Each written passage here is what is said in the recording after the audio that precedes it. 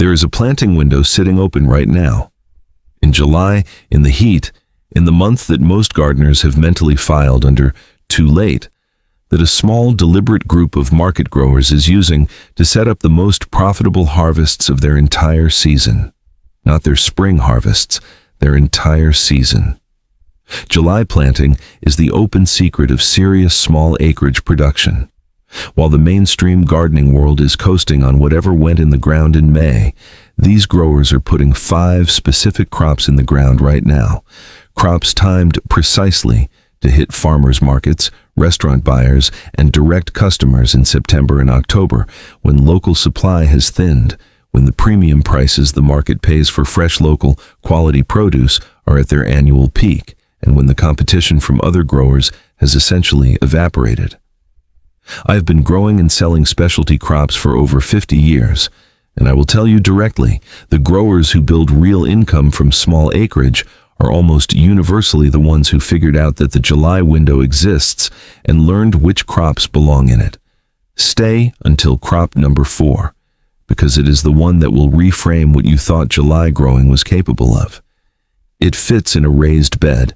It hits the fall market at a price point that makes first-time growers do a double take, and it is the crop I wish someone had handed me with a firm instruction to plant it every July without exception. Drop your U.S. state or USDA hardiness zone in the comments right now. July planting windows are zone-specific in ways that matter, and I want every person watching this to leave with a planting date they can act on this week, not someday, this week. Here's the truth about the gardening calendar the industry handed you. It was built around retail, around the spring sales window, around the concentrated purchasing behavior of March through May, when seed racks are full and garden center foot traffic is at its annual peak. That calendar serves the people selling inputs. It does not serve the people growing crops. The growers I have watched build genuine income from a backyard, from a half acre, from a collection of raised beds. They do not follow the retail calendar.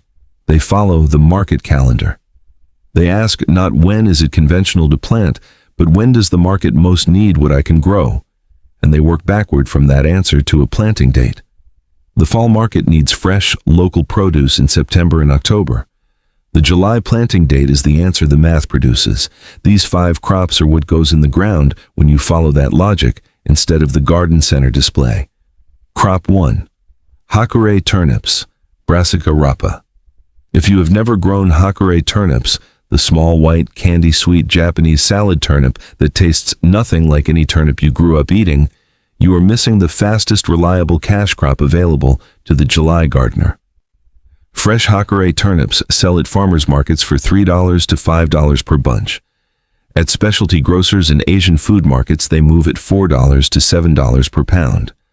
A single 4x8 raised bed planted now yields 40 to 60 bunches in just 38 to 45 days, putting your harvest squarely in mid to late August with a second succession pushing into September. From one bed, 2 successions planted 2 weeks apart, you are looking at $240 to $600 in a market window when most other growers have nothing fresh to offer.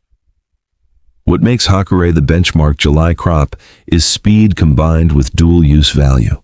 The roots are sweet, crisp, and eaten raw, a genuinely different product from any turnip in the grocery store, and one that turns first-time buyers into weekly regulars. The greens are simultaneously tender, mild, and sellable as a separate cooking green. 2 products, 1 plant, 1 bed. Direct sow now, ½ deep, 2 inches apart in wide rows, thin to 4 inches, USDA zones 3 through 9. Consistent moisture is non-negotiable. Uneven watering produces cracked, pithy roots that lose their market value entirely. Pro tip, harvest at golf ball size, 1½ to 2 inches in diameter, without exception. Flavor peaks there. Every extra day past that window is quality and margin, leaving your bed simultaneously. At the farmer's market, these sell themselves on appearance and on the first sample. Have samples, always. Crop 2. Arugula, Eruca vesicaria. Arugula is the fall market crop that restaurant buyers will contact you about before you have finished harvesting it, because the demand for fresh, locally grown, peppery baby arugula in September and October consistently outpaces what most local growers bother to produce. Fresh-cut arugula sells wholesale to restaurants for $6 to $10 per pound. At farmers markets in cool fall weather, it commands $4 to $8 per quarter-pound bag. And a single 4x8 bed, managed on a cut-and-come-again system, produces 3 to 5 cuttings before the season ends, with total bed yields of $150 to $400 per planting. Seed cost is pennies. Infrastructure requirement is zero. This is one of the highest margin crops available to any scale of grower. What makes July the right planting moment specifically is temperature. Arugula germinates quickly in warm July soil, establishes rapidly through August, and then hits its flavor peak as temperatures cool in September. The peppery, complex bite that restaurant chefs specifically want becomes most pronounced in cool fall conditions. You are using July's heat for germination and establishment, then harvesting September's cool for the flavor quality that justifies premium pricing. Direct sow in July, quarter-inch deep, broadcasting thickly across wide rows.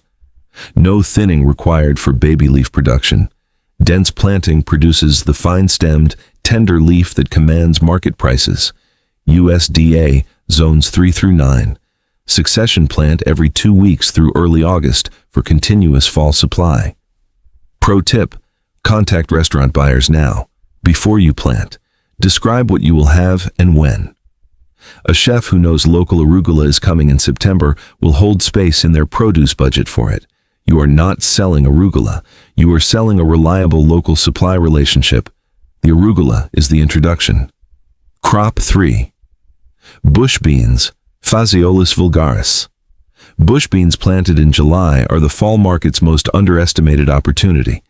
Because the growers who planted beans in May are finished, the grocery store beans are traveling from across the country, and a fresh, locally grown, just harvested green bean in September commands a premium that the May planting window simply does not.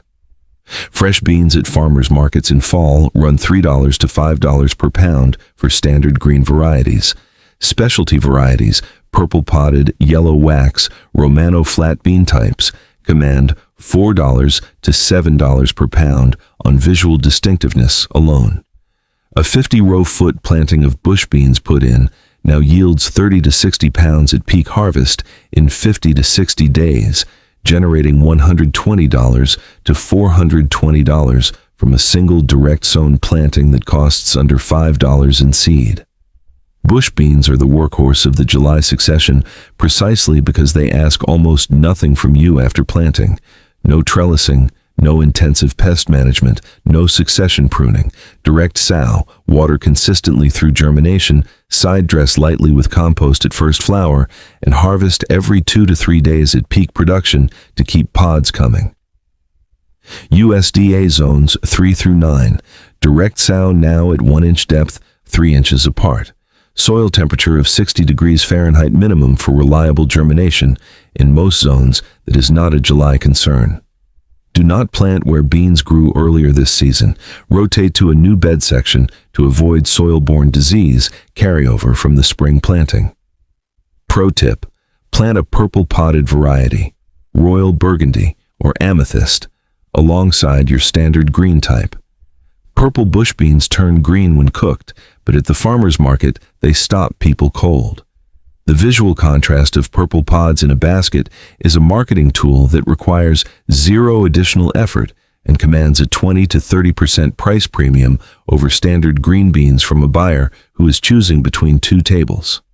3 crops in, and you now have a 38-day cash crop cycling through August, a restaurant-grade salad green peaking in September flavor, and a purple potted specialty bean that markets itself on color.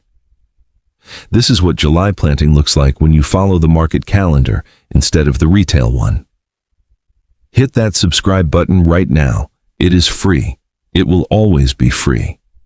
And this channel is here every week for the grower who is done following the conventional planting schedule and ready to find the windows everyone else is leaving open. Crop 4, Shishito peppers, Capsicum annuum, shishito. Here's the one. The crop that stops experienced market gardeners mid-sentence when the per-pound pricing and the restaurant demand profile land at the ideal same time. Fresh shishito peppers at farmers markets sell for $6 to $12 per half-pound bag. Restaurant wholesale pricing runs $4 to $8 per pound, and restaurant demand for shishitos is not a trend. Blistered shishito peppers are a permanent fixture on appetizer menus at gastropubs, Japanese restaurants, farm-to-table establishments, and Spanish tapas bars across the country. A single productive plant yields 2 to 5 pounds over a season. 50 plants, a modest planting in a single garden bed, builds toward $800 to $3,500 depending on your market channel. From one bed, one July planting. But the pricing is not the game changer. The demand profile is. Restaurant buyers for shishitos are not browsing casually. They are looking for a reliable, consistent, weekly supply partner, because shishitos are on the menu year-round and sourcing them locally is genuinely difficult in most markets. A grower who shows up every week with consistent product does not have a customer. They have a relationship, and that relationship, that standing weekly order that arrives as a text on Thursday asking how many pounds you have for Saturday service, is worth more per season than any single harvest from any crop on this list. July transplanting puts your shishito harvest in September and October. The precise window when the spring pepper glut has ended, local competition is thinned, and restaurant buyers who have been sourcing from distant distributors all summer are most eager for a local supplier to call. Transplant in July. Start transplants indoors 4 to 6 weeks prior if you cannot source starts locally. Full sun, rich, well-drained soil, consistent moisture. Support plants at 18 to 24 inches. Harvest at 3 to 4 inches. Green before color change. Harvest every 3 to 4 days at peak production without exception. A plant left unharvested for a week slows production significantly. Your harvest frequency is your yield management tool. USDA, Zones 4 through 11 as an annual. In Zones 4 and 5, prioritize a sheltered south-facing planting location and use black plastic mulch to maximize soil heat during the establishment period. Every degree of soil warmth you can capture in a short season zone accelerates the timeline between transplant and first harvest. Pro tip, bring a sample to your target restaurant before you have volume. 10 to 15 fruits, clean, stem on, in a small paper bag. Ask for the chef. 2 minutes at the back door. If your product is good, and shishitos grown with attention to harvest timing and presentation will be, the conversation about a standing weekly order happens in the same visit. Do not wait until you have a full harvest to make the introduction. Make the introduction now, and let the relationship be ready when the harvest is. Drop a yes in the comments if shishito peppers are already in your July plan. And drop a no if this is the first season you are taking them seriously. I want to know how many people are planting these for the first time after today. 4 crops in. A 38-day turnip cycling cash through August. Arugula building restaurant relationships before it is even harvested. Purple bush beans marketing themselves on color in September. And shishito peppers. The crop that does not just generate a harvest, it generates a buyer who calls you every week. If you are ready to build a fall production system that earns while everyone else's garden is winding down, hit that subscribe button right now. This channel is laying out the exact market calendar approach that serious small acreage growers use to turn the July window into their most profitable months. Crop 5 is the closer. It is the one that produces through frost, peaks in flavor after the first cold snap, and sits at a market table in October as one of the only fresh, locally grown products in the building. Stay with me. Crop 5. Spinach, Spinacia oleracea. Spinach planted in July is the fall and winter crop that most gardeners do not realize they need until they are standing at an October market with an empty table watching the one grower who planted it in July sell out in the first 45 minutes. Fresh spinach at farmers markets in October and November runs $4 to $8 per quarter-pound bag. Restaurant buyers sourcing local cooking greens for fall menus pay $5 to $9 per pound wholesale, and in the cool to cold weather that spinach genuinely thrives in, it becomes sweeter, more tender, and more flavorful with every frost it survives. The plant's cold response converts starches to sugars, the same biological mechanism that makes fall carrots sweeter than spring ones. And a spinach leaf harvested after 3 hard frosts is a genuinely different, superior product to the same variety harvested in August heat. A 4x8 bed of spinach planted now and managed with cut-and-come-again harvesting produces 4 to 6 cuttings from first frost through December in zones 6 through 9, and through November in zones 4 and 5 with simple low tunnel protection. Per bed yield across a full fall season runs $120 to $350. From a crop that costs almost nothing in seed, asks almost nothing in inputs, and improves in quality with the cold weather that ends everything else in your garden. Direct sow in late July to early August, not in peak July heat, which inhibits germination above 85 degrees Fahrenheit soil temperature. In zones 7 through 10, sow in the evening and keep the seedbed consistently moist through germination to buffer against soil surface heat. In zones 3 through 6, direct sow freely through mid-August with minimal germination concern. Half-inch depth, 1 inch apart, thinning to 3 inches for full leaf production or leaving dense for baby leaf cut and come again. USDA zones 3 through 9. For zones 6 through 9, low tunnels, simple hoops of half-inch EMT conduit or PVC with 1.5 ounce row cover draped over them. Extend the harvest window by 4 to 6 weeks past what unprotected spinach survives. That extension is the difference between a crop that ends in November and a crop that carries you through December and into January. For a market grower, that extension is the difference between a good fall season and an exceptional one. Pro tip: Bloomsdale Longstanding and Space are the varieties I return to for fall production every season, the former for its flavor depth and cold tolerance, the latter for its bolt resistance and yield consistency in variable fall conditions. Avoid fast-bolting varieties marketed for spring use. In a July planting aimed at fall harvest, bolt resistance is the single most important variety characteristic you are selecting for. Read the seed description for days to bolt data before you order, not just days to maturity. Which of these 5 crops are you putting in the ground first? Drop it in the comments right now. And if you are in a zone where one of these timing windows looks tight, tell me which zone and which crop, and I will give you the specific adjustment in the comments. If you have spent July looking at your garden thinking the season is winding down, thinking the real work is behind you and the real harvests are already in, I want you to hear this directly.